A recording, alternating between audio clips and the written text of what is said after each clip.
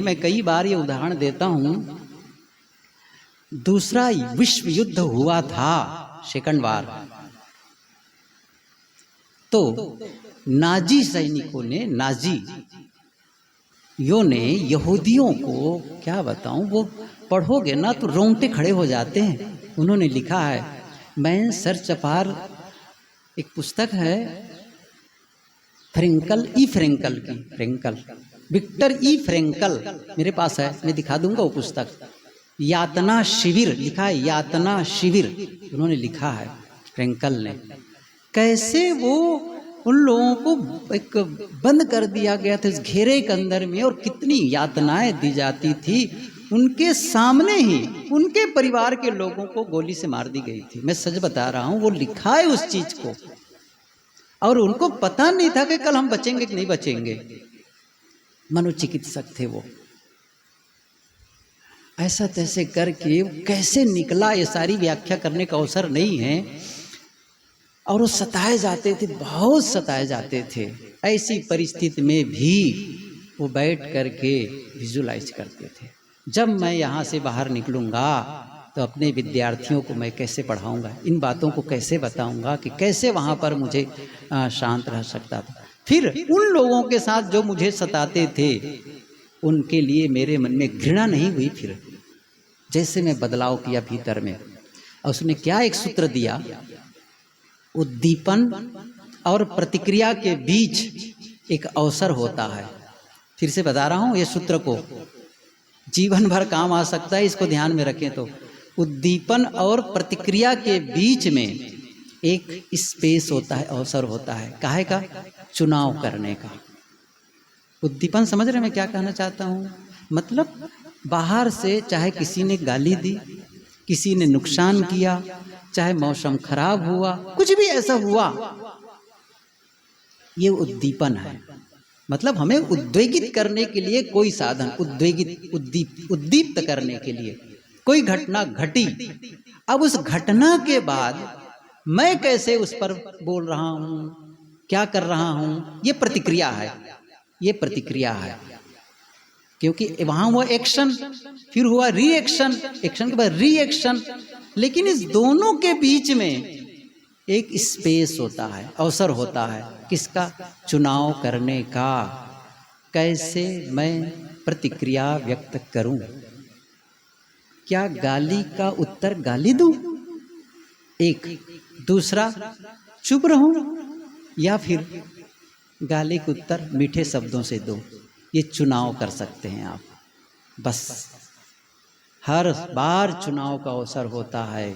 उन्होंने ये सूत्र दिया बाहर आकर के, साहब वो आदमी जिसको कितना सताया गया था वो आदमी, और उसने बहुत लोगों को, कितने लोगों को वो स्थिति थी।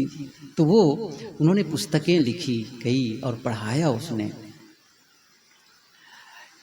ख्याल आता है नेल्सन मंडेला का, कितनी बार ये उदाहरण दिया। नेल्सन मंडेला का नाम तो यहाँ बैठे सब सुने ही होंगे, कोई अपवाद। दक्षिण अफ्रीका, कहाँ के बताऊं, वही उधर ही कहते कि गांधी जी को ट्रेन से धक्का मार दिया गया था, समझ रहे हैं ना। हमारे APJ अब्दुल कलाम राष्ट्रपति, उनकी पुस्तक मैंने पढ़ी, उसमें लिखा उन्होंने, मैं वहाँ गया जहाँ पर उस स्टेशन को देखने गया जहाँ पर गांधी जी को ट्रेन से धक्का मार के गिरा दिया गया था। गया, वहाँ बोर्ड अभी भी लिखा है, एक बोर्ड है वहाँ पर गांधी जी के नाम से कि यहाँ पर उनको इस प्रकार धक्का मारा गया। और तब से फिर वहीं से उन्होंने संकल्प लेके बदलाव किया गांधी जी का। अभी विषय मेरा नहीं हो कहने के गांधी जी वाला। तो नेल्सन मंडेला की बात हुई, वो बड़ा संघर्ष, उसको जेल में डाल दिया। काले गोरों की लड़ाई चलती थी ना, काले गोरों की उस समय, तो उनको वो क्रांति, वो चाहते थे कि नहीं, ये समानता का अधिकार होना चाहिए। बस वो नायक था, उसको जेल में, और कितने साल जेल में डाले बताऊं? 26 साल। 26 साल। और वो जहां रहते थे वो कमरा कितना बड़ा था? 6 फुट से ज्यादा नहीं, और उसकी लंबाई ही कुछ 6 फुट से ज्यादा थी नेल्सन मंडेला की। उसने कहा मैं वहां गया, और जब मैं नेल्सन मंडेला से हाथ मिलाया, मैंने देखा उनको चित्र भी उनके साथ चलते हुए चित्र दिया भी है, हाथ मिलाया तो पूरा शरीर जैसे मेरे सिहरन टाइप का, ऐसा लगा किसी देवदूत से हाथ मिला रहा हूँ, नेल्सन मंडेला से। अद्भुत वो पुरुष। तो जब ये फैसला हो गया, खत्म हो गया, जेल से रिहा किया गया, तब क्या हुआ, वो राष्ट्रपति बने। समझ रहे हैं ना, वो राष्ट्रपति वहाँ बने। और जब राष्ट्रपति बने, एक दिन अपने अंगरक्षकों के साथ किसी रेस्टोरेंट में भोजन करने गए। और जब भोजन करने गए, बैठे, भोजन का ऑर्डर दे दिया गया, भोजन आने में वक्त लग रहा है, विलम्ब है। इतने में क्या देखते हैं कि नेल्सन मंडेला ने कहा, वो जो टेबल वहाँ पर बैठा है, एक आदमी के लिए इशारा किया, अपने अंगरक्षक से कहा उनको बुला लाओ, वो हम लोग के साथ भोजन करें, उनसे जाकर बताओ। गया, बताया, राष्ट्रपति महामहिम ने कहा है कि भोजन साथ में करना है। आदमी उठ के आया, बैठा, भोजन किया। अब भोजन करते करते उनके हाथ कांप रहे थे। भोजन किया, अभिवादन किया, चला गया। तो उसके अंगरक्षक ने, जो मुख्य अंगरक्षक, उसने कहा वो जो सज्जन अभी भोजन हम लोग के साथ कर रहे थे, लगता है उनका स्वास्थ्य ठीक नहीं था क्योंकि मैंने देखा उसके हाथ कांप रहे थे, उसका शरीर कांप रहा था। नेल्सन मंडेला ने क्या कहा, नहीं, स्वास्थ्य ठीक था। फिर कैसे? तो उन्होंने कहा कि बताता हूं, जब मैं जेल में था उस समय आदमी जेलर था। क्या कहा? जब मैं जेल में था उस समय आदमी जेलर था और इतने कठोर परिश्रम करते थे, प्यास लगती थी, और जब मैं पानी मांगता था पानी नहीं देता था, मेरे ऊपर पेशाब कर देता था। सोच रहे हो उसने क्या सोचा होगा? ये मेरा बदला लेंगे। लेकिन मैं जानता हूं बदला ले करके कभी भी आदमी सुखी नहीं हो सकता है। क्षमा और गम, यही सुख का रास्ता है। चाहे वो देवदूत से कम है।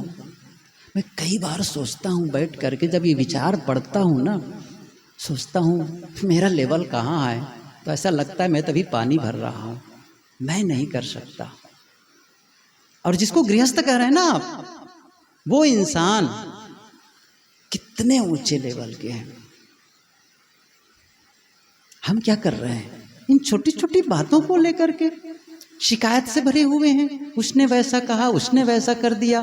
क्या हो गया है? क्या आपका भोजन छीन रहा है? कपड़े छीन रहे हैं? कौन सा नुकसान हो रहा है जिसके लिए आप शिकायत में बैठे हुए हैं? अरे पत्नी ने कुछ कह दिया, पति ने कुछ बात हो गई, सास ने कुछ कह दिया, और आप मुंह फुलाए बैठे हुए हैं। छोटी छोटी बात, अपने ही साथी लोग हैं, हो गई छोटी सी बातें हैं, और बस आप कितने नकारात्मकता से भरे हैं, एकदम मुंह फुलाए हुए हैं। इंसान है, पशु भी ऐसा नहीं करता है। साधो, इसीलिए कहा मुक्ति रख दो किनारे, अभी भीतर बैठो, शांत होना चाहो। ये सारी नकारात्मकताओं को खत्म करो। न ही वैरेन वेरानी संबंधित कुदाचनम अवैरेन च संबंधी एस धम्मो सनातनो। यही सनातन धर्म है। वैर से वैर नहीं मिटता है, न ही वैरेन वेरानी। तथागत बुद्ध ने कहा अवैरेन, अवैर से अब वैर मिटता है। वैर रख करके वैर मिटेगा? उधर से आग फेंके, आप भी आग फेंको। उसने क्रोध किया, आपने भी क्रोध किया, आग से आग बुझेगी? गुरुदेव जी कहा करते थे, गर्म लोहा को काटने के लिए ठंडा लोहा होता है। हम क्या कर रहे हैं? कब बदलेंगे? ये ध्यान शिविर पर ध्यान शिविर करते चले जाएंगे, हम रहेंगे वहीं के वहीं। क्या मतलब है ऐसे? वो उद्वेग खत्म नहीं हुआ, वो जलन खत्म नहीं हुई। कैसा जीवन है ये? बदलना है। समय ज़्यादा हो गया है, ध्यान करना जरूरी है, अभ्यास जरूरी है। अभी मेरा वो मुख्य विषय तो रह ही गया है, दिशा देने वाली बातें। हम थोड़ा ध्यान करने के बाद उस पर चर्चा करते हैं। आज इतना ही, थोड़ा बैठो। ये विषय इतना है, मैं सही बताऊं कि कई दिनों तक चर्चा करो ना, इसको इतने विस्तार की जरूरत, भीतर इतने दलदल, इतने कचड़े भरे हुए हैं साहब, उस कांटों को निकालना कितना जरूरी है। कहाँ निकाल पाते हैं? निकालो इस चीज को, हल्का बनो, बोझ मत ला दो, मत ला दो इस चीज को।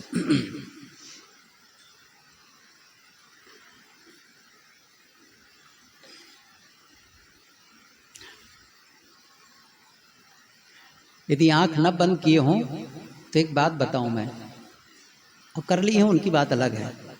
अब भी मैं पहले भी पढ़ा था, अब भी उस दिन, अब भी कल ही और एक पुस्तक में पढ़ रहा था, उसी पुस्तक को फिर से पढ़ना पलटा मिल गया। उन्होंने एक थेरेपी बताया कि कैसे कैसे हम पकड़े रहते हैं, होल्ड किए रहते हैं। उन्होंने कहा कि एक काम करिए, पेंसिल को ऐसे हाथ में लीजिए, मेरी ओर देख रहे हैं क्या आप लोग? ये हाथ में लीजिए और ऐसे, और नीचे करिए। अब ये पेंसिल क्यों नहीं गिर रही है, ये कलम मेरी क्यों नहीं गिर रही है? समझ रहे हैं? अच्छा, इसको नीचे गिरने के लिए क्या करना होगा? सही कि नहीं? मुझे ही तो छोड़ना है। कौन पकड़ा है इसको? पूछो, कौन पकड़ा है इस पेंसिल को? मैं। सही है ना? जैसे ही इसको आप ढीला किए, छूटा। ये जो पकड़ होल्ड करके रखे ना वस्तु बातों को, ये होल्ड करके आप छोड़ सकते हैं, बस आप ढीला कर सकते हैं। और जैसे रिलीज किए, जाने दिए, मैं क्षमा करता हूँ, मैं क्षमा करता हूँ, बिना शर्त के विलीन हो जाती है। मुझे क्षमा कर दो, बस छोड़ दो इसको, बस जितनी। अब देखो, भले ही ये हल्का है, लेकिन 10 मिनट रखूंगा तो चलेगा, 1 घंटा रख रहा हूं तो, अच्छा 4 घंटा रखूंगा तो, अच्छा 24 घंटा रखूं तो। हम लोग कितने दिन तक रखते हैं किसी की बात को? बताओ, कितने दिन तक रखते हैं? लोग क्या कहते हैं पता है? उसने ऐसा कहा, मैं जिंदगी भर नहीं भूलने वाला हूं। समझ रहे हैं ना? मतलब कितने दिन तक बचा कर रखना है उसको, कितने दिन तक बचा कर रखना है उस नकारात्मक चीज को, और याद करना है 3 जन्म नहीं भूलूंगा। कितने साल तक आप दुखी होना चाहते हैं? कौन बचाएगा आपको? भगवान बचाएगा? आएगा कोई भगवान? अच्छा, नरेंद्र मोदी बचाएंगे? तीसरी बार हो गए प्रधानमंत्री। कितने दुखी इंसान हैं हम, अपना दुख खुद खरीदते है ना? कोई दूसरा नहीं है, कोई दूसरा नहीं है। छोड़ो, होल्ड करके न रखो बातों को, बत्ती बंद कर दो। आज घंटी मत लगाना, मैं दूंगा अपने अनुसार छुट्टी। अभी देखो फिर कहीं बात न चले, क्यों छुट्टी नहीं दोगे? छुट्टी के लिए वादा किया हो। ये जो बड़बड़ बड़बड़ चल रहा है ना, इसी को रोकना, इसी को रोकना है, यही रोकना है आपको। और घंटी लगी तो भी नहीं उठना है, ठीक है? वादा है? मैं देखता हूँ आप लोग